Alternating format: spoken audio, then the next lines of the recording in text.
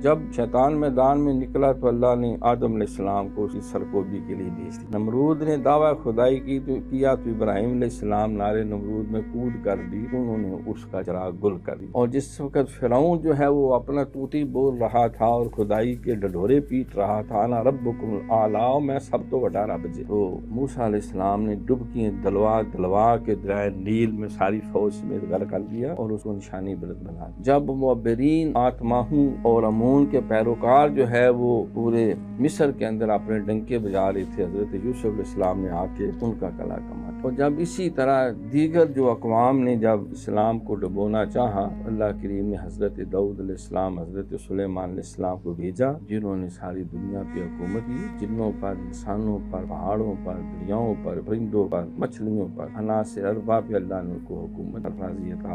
اللہ اکبر۔ اور اسی طرح اللہ کے انبیاء اور مرسلین ڈیوٹی دیتے رہے۔ اور جب ابو جہل جو ہے وہ فرعون اور نمرود کا نمائندہ بن کے بڑھ کے مار رہا تھا، تو جناب محمد رسول اللہ صلی اللہ علیہ وسلم جب مسلمہ کذاب نے سال اٹھایا تو سیدنا صدیق اکبر رضی اللہ تعالیٰ نے اس کا گاٹا اتروایا۔ اور جب کیسر و کسریٰ اپنی خدائی کے ڈھلورے پیٹ رہے تھے تو سیدنا فاروق اعظم رضی اللہ تعالیٰ عنہ کو حق کا نمائندہ بنا کر ان کی ایسی سرکوبی کی کہ ان کو جڑ سے اکھاڑ کے پھینک دیا۔